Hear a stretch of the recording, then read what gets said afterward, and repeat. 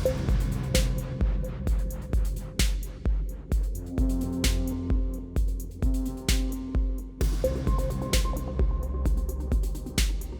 a pleasure for the Embassy of the Republic of Cuba and the Cervantes Institute to welcome you to the screening of the Cuban film The Eye of the Canary, El Ojo del Canario, in honor to the 129th anniversary of the falling combat of our national hero José Martí.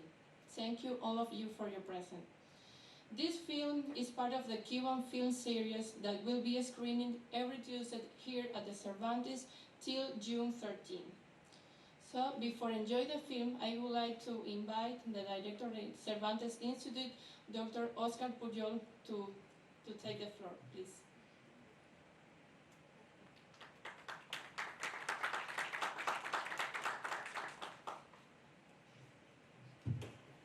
Thank you very much. Bueno, bienvenidos al Instituto Cervantes de Nueva Delhi. So welcome to the Instituto Cervantes of New Delhi. It's such a pleasure to be here again for another movie, Cuban movie. We started a few weeks ago. And I would only like to thank the Embassy of Cuba, head of mission, the diplomat Abela Valle, and all the diplomats are here from Latin American countries and from Caribbean countries here with us. Thank you very much for being here. And a special welcome also to my dear friend and the scholar who really studied in La Habana and did her PhD on the figure of José Martí, Viva Mauria. Thanks for being with us, and we are all waiting to hear you. As I said, today we are screening this movie as an homage to the falling in battle of José Martí on the 9th of May on 1895. So a lot of years have elapsed. And in only 42 years, José Martí, he proved, just in the shortest span of 42 years, he proved that he was a patriot. He became a martyr and the foremost symbol of Cuba's struggle for independence. But much more than that, he became a synonym for freedom all over Latin America. And he was the one who organized and unified the movement for Cuban independence. And as we know, he died in the battlefield as a martyr. But even more than that, in these 42 years, José Martí, he also was a writer and a poet. He was one of the founding members of Modernismo, so important in the story of literature in Spanish. He has, I think, 3 books of poetry, 5 books of poetry, and I think 3 of essays. And his regular column at the newspaper La Nación of Buenos Aires made him famous through Latin America. What to say of Versos Libres, but I will stop here, because this, you know, it's Viva Mauria, we are waiting to hear from her, and also the literary dimension and the humanist dimension of this great leader. I will just conclude saying that there is one thing in common between José Martí and Miguel de Cervantes. Both of them were men of letters and men at arms. And that for Cervantes was very important. He even said that being men at arms was more important for him than being men of letters. Both were fighting patriots and inspired poets. And this is something very, very essential. And just the last remark, I would like to say, taking into consideration the place we are staying, the point of view of India, I will say that José Martí was a great karma yogi, like Gandhi. Because he was a person, you know, who dedicated all his activity to conquer freedom and to share this freedom with other people. So thanks very much for being here in this wonderful occasion. Thank you very much, Oscar Pujol. Now it's a pleasure to give the floor to Professor Viva Mauria, please.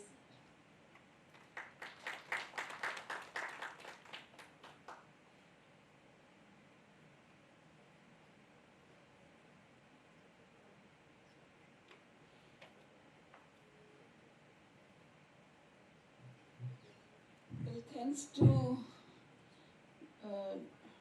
Pandit Oscar Pujol, I always call him Pandit because he's a great Sanskrit scholar, and also to the head of mission of Cuba, Abel, and my friend Malena for inviting me for this occasion.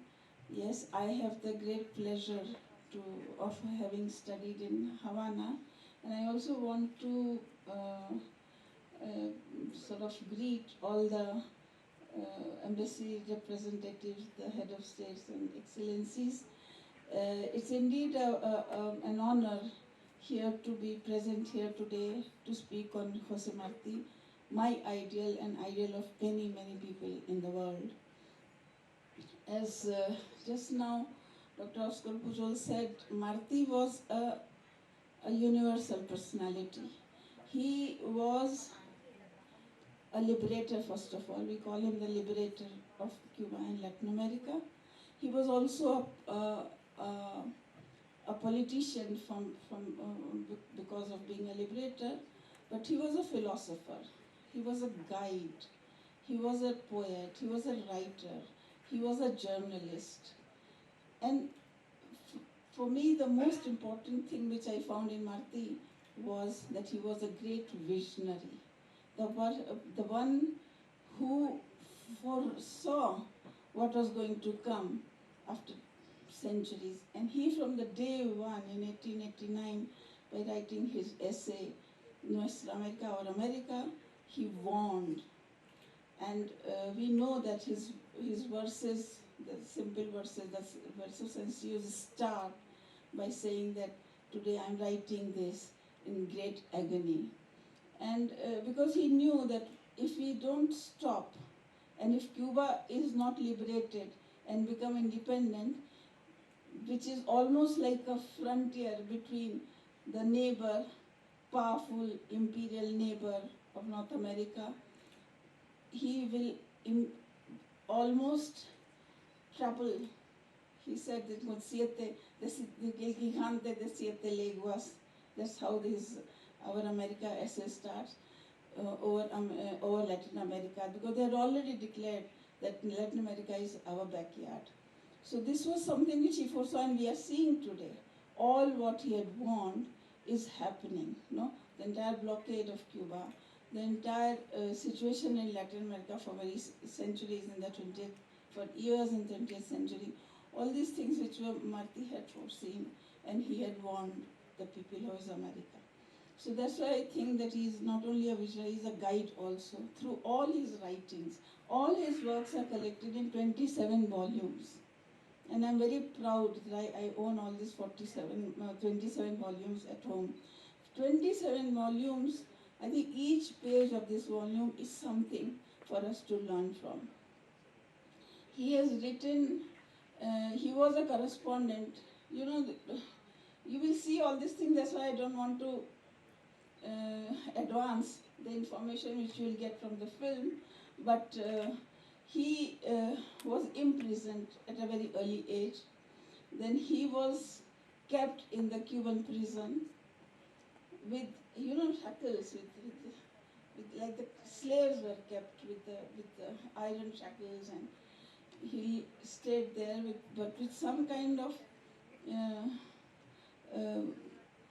because he was a son of the Spanish parents, so he managed to get an exile. So he was sent to exile, and where he went to Spain, then in Europe, and he completed his studies in Spain. I don't want to say details because these are there in the film, but when he came back, again, he was the one who was a patriot, who was completely dedicated to the freedom of Cuba and Puerto Rico, because these were the two countries which were not independent still, when most of the Latin American countries had got their independence, but these two countries were still under the Spanish colonial rule. So therefore, this was his promise to his country and to the entire Latin America. And that's what he dedicated his life to.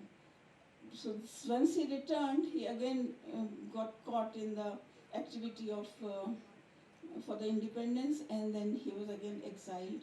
And he went to the United States of America, where he lived for 15 or more years, and he organized this freedom movement.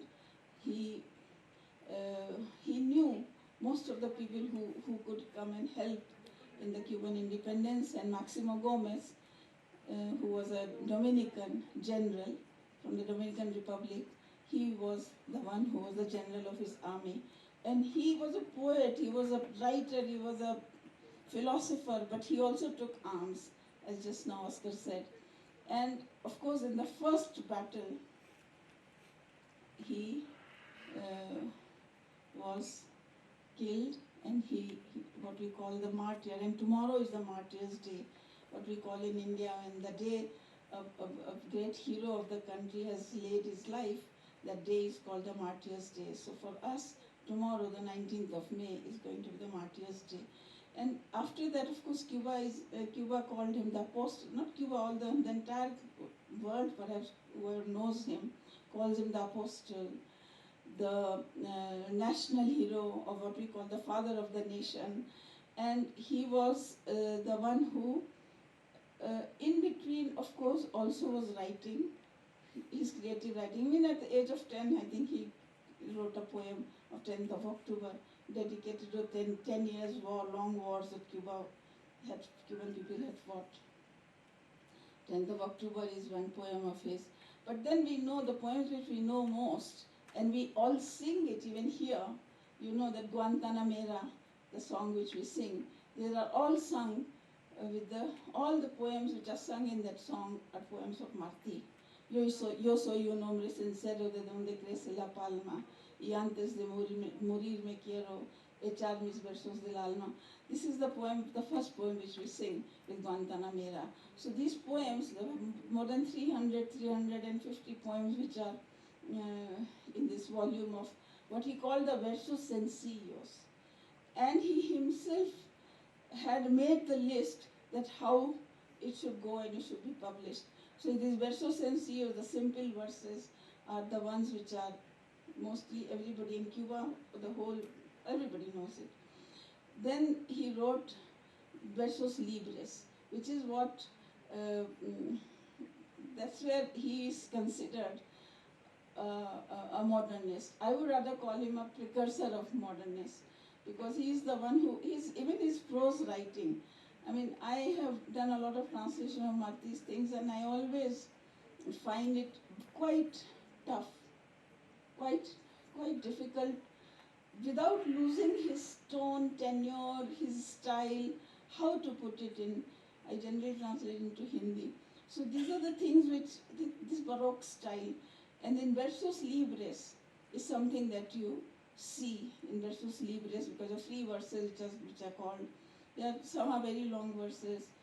Then Martí was very, very conscious about educating the Latin Americans and educating the children of Latin America. And he decided to bring out a journal which was called the La Edad de Oro. La Edad de Oro, the Golden Age it is called. Unfortunately, he only managed to bring out 5 volumes, where he dedicated poems, articles, information about the entire world. I mean, you find there casas, the ancient houses of the people of the world, and these kind of essays you find there. And in that, the versos sencillos, versos de Martí dedicated to for children. So many are very, very sort of interesting stories which he has coined in those verses. Zapaticos de Rosa, I remember, it is very good, and these kind of things. He was so, and because his one of his motto was that if you are not cultured and if you are not educated, you are not free. So this is what he took into account, and he said, and you see the beginning of that volume, and you will see that he has specified the objective of his writing, Edad de Oro. Then he has also he has written some plays. Abdallah, for example, as his play, which is also interesting, but he was not very successful. Diablo Consuelo, I think, is another play which he was not very successful. But the one which, of course, and he was considered, even many Spaniards have said that he is the one who has enriched the Spanish language. He has enriched the Spanish language, the one which is also spoken in Spain and in other countries of the world, because he actually coined many things which how to explain them to people of Latin America. And he also was very conscious about the what is that called, el culto a la dignidad del hombre. I think it is something which we have to prepare ourselves, and the people of Cuba should have, the man in Cuba should have a culto a la dignidad del hombre, and that's why freedom is important. The cult to the dignity of the man. That was very important for him. That was very important for him because he said that the kind of oppression and the kind of humiliation we have gone through, we have to somehow fight to get that dignity back to our men and women. And that is one thing that also taught him that, for example, in La Raza is his article, which is very important article, where he says there is no black or no white men. They are men, people are people. There are no white or black. So he was so much conscious and so worried that the unity, this unity between the people should remain. And that's why you will see that one of the heroes of Cuban struggle, Cuban independent movement, who fought with Martí, was Maceo, the Iron Man, who he called. He was a black, he was a mulatto, and he was in the forefront with Martí. Maximo Gomez was also mulatto. He was in the forefront. The entire population of Cuba, of all kind, fought with him for the freedom, and that's what we saw also in Fidel's 1959 revolution, no, in 1952, the 1959. It was and that's when he came the unity of Latin America, where he saw that Latin America should be all united, like in Bolivar. He was very much follower of Bolivar in this sense, and he said that we have to unite in order to face this powerful enemy which is in the north. So these are some, I don't know how much time I have, but I can go on speaking on Bharati. But what I feel that our people must know, we are not, we have lagged behind in this sense, because we have not made Bharati's work available to our people. I have done a very little, and I am now bringing out with the help of Cuban Embassy, I'll bring out a very small volume of these very important essays. And another thing which I wanted to tell you, which I have already spoken and written, which is Martí wrote, how was India present in Martí? This is, many people ask me, how was India present in Martí? And I think that India was present in Martí in many ways, and that's why he is very much compared with Gandhi. The humanism of Gandhi and Martí are very, very similar, because they both were looking for truth. So the truth, Satya ki khoj. So he was also one of those who was looking for truth. And this is what inspired him. He knew many things about Gita. Many things of Gita you can see in his apuntes. You know, there is a volume which is all on his apuntes, where if you go you can find many things. Then the one which has big reference to Buddha, for example, is also comes from there only, the search for truth. And then he has this great, very big piece on the painting of a Russian painter called Vershagin. Vershagin was in 19th century Russian painter who made some 42 odd trips to India. And he has many, many paintings on India. And one of his painting is there in the Victoria Memorial in Calcutta, which is called the Procession of Jaipur or something, where it's one of the largest painting in the world. You know, it covers the whole wall. If you go to Victoria Memorial, you'll see there this painting, which Martí has included in this article which he wrote on the exhibition in Paris, in 18 something, dedicated to the French Revolution, where there were pavilions from all over the world, and there was there were paintings from all over the world, and this painting of Versailles was also exhibited, and many other Versailles paintings were also exhibited in that exhibition. And Martí, who never visited those pavilions, who was not in Paris, but because he was in New York and he consulted huge number of newspapers and whole lot of information he gathered, and he wrote this piece on Versailles, and this painting is about Prince of Wales is entering Jaipur along with the King of Jaipur. So this whole description, of course, is a huge on elephant procession, and each detail in Martí's article is described. How the accompanying guards were going, how was the throne, what is that called, the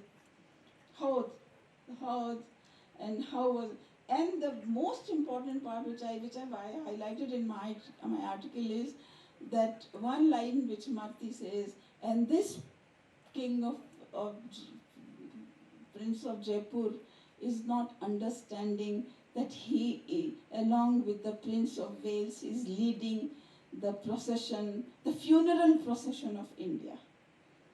So this was the beginning of the colonial rule in India, and they were so happy and such huge, and the balconies are full of people, and there are these kind of little references in Martí where he's talking about that how this man is not understanding that he is going to get now become the slave of England. And these are the things which are most interesting in Martí. I mean, he sees, and he warns people. Immediately he warns people in the most beautiful language. If you get time, and I have translated that portion in that book which is coming out. So I hope that it reaches all of you and you see something, one glimpse of Martí. And that's what all I can say, because Martí's life had been one of big adventure and one of big struggle and one of a big patriot. And one of 27 volumes to write in 42 years. And when you are also busy in preparing the war for the independence of India. So that's where I will end, and the rest I think you will see whole other thing in the film. And I hope that this Semana de Cine Cubano will be successful. Thank you.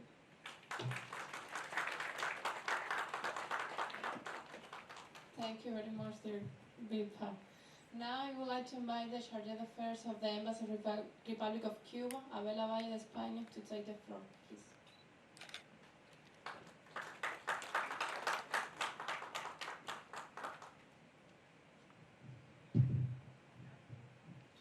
I will try to keep it short. Good afternoon, all of you, distinguished excellencies and colleagues of the diplomatic corps, our brother countries of Latin America and the Caribbean. Thank you so much for being here today with us. Dear Mr. Scott Puyol, Director of the Cervantes Institute of Delhi, and his dear and always attentive staff. Dear audience, dear Professor Vivas, and also Dia Ramitz, who is the founder of 8 Goal, One Foundation organization, and also the chairman of the José Martí Award by UNESCO, who have also did a lot, have done a lot for promoting Martí in India among the new generations and working with us, with the embassy tireless for doing that. So good afternoon, everyone. I would like to begin by thanking the Cervantes Institute, his staff, and especially his founder and director, for sharing this space for paying homage together to the most universal of all Cubans, José Martí. Thank you all for being present today and joining us in this important date, the commemoration of the 129th anniversary of the falling combat of our national hero. But more than mourning his death and his early and heartfelt physical disappearance, the date is a pretext to celebrate his life, his achievements, his impact on the life and work of numerous generations of Cubans in Latin America and the Caribbean, and also global-wide. We gather today to reaffirm that almost 130 years after his departure, Martí is today more alive than ever, is multiplied in millions of Cubans and people around the world, in every individual willing to fight for justice, equity, sovereignty, and love for humanity. His life and his work, his validity in Cuban society today, is the supreme example of one of the main lines of his thought. Trenches of idea are worth more than trenches of stone. We owe today to his ideology, to his ideas of unity, international solidarity, Latin Americanism, and anti-imperialism, what we are today as a nation, the social achievements of the Cuban Revolution, and the internationalist and solidarity actions of our foreign policy, of our people. Martí saw how divisions had ruined our first attempts to achieve independence. He saw with crystal clarity that a solid unity was needed to build an independent Cuba. He also determined that this unity, together with a deep sense of justice and equality among men, should be at the core of a free and sovereign Cuba, a homeland for all and the good of all. Without Martí, it would not have been possible to build the project of the Cuban Revolution. It was the dialogue between Martí's revolutionary preachings and the generation of the centenary of his birth, the basis of our struggles for the complete sovereignty of Cuba in the 20th century, led by Fidel, the greater and deepest follower of Martí. From Martí, our people received above all the ethical principles without which a Cuban revolution cannot even be conceived. Martí, our immortal José Martí, taught us that internationalist spirit engraved in the conscience of our people. Martí thought that homeland is humanity and lived according to that principle. This led him to fight not only for the freedom of our people, but of all Latin America and the Caribbean, against the other imperialist and arrogant America, the one of the North, revolted and brutal, as he said. Those principles of international solidarity, Latin Americanism, and anti-imperialism has always been present in the external projection of our country. In our medical collaboration towards the Global South, whose most recent example were the more than 40 Cuban medical brigades present in more than 50 countries during the COVID-19 pandemic, in the support and impulse of the genuinely Latin America integration and unity processes in the region such as CELAC and ALBA, in our positions in the non-alignment movement, in the defense of the causes of the Global South, in the invariable position of support of Cuba and its people to the cause of the Palestinian people, to the right to exist as a nation and a state, and to the condemnation of the genocide suffered by thousands of innocent people and children in the Gaza Strip, a criminal act of unjustified and amoral injustice. It is Martí's ideology of sovereignty and anti-imperialism that has also allowed us to confront more than 60 years of economic, commercial, and financial blockade imposed by the government of the United States of America to the people of Cuba, whose set of unilateral measures rejected by the vast majority of the international community continues to be the main obstacle to the economic and social development of Cuba and the welfare of its people, as José Martí dreamed about it. Beyond Cuba, what did the world receive from José Martí? An exceptional example of creator and humanist worthy of being remembered throughout the centuries. By whom and why? For the same people who are fighting today and those who will fight tomorrow for the same dreams and hopes to save the world and humankind. This is the Martí that we pay homage today. The film that will enjoy more than a portrait of his life seeks to rescue the child and young Martí, the genesis of what was later the man, the poet, the intellectual, the revolutionary, the hero, the leader, loved, respected, and listened to today more than yesterday by an entire nation. It is also a sample of the dialogue of the current generations of Cubans with their past and their history. I hope you enjoyed it. Thank you so much.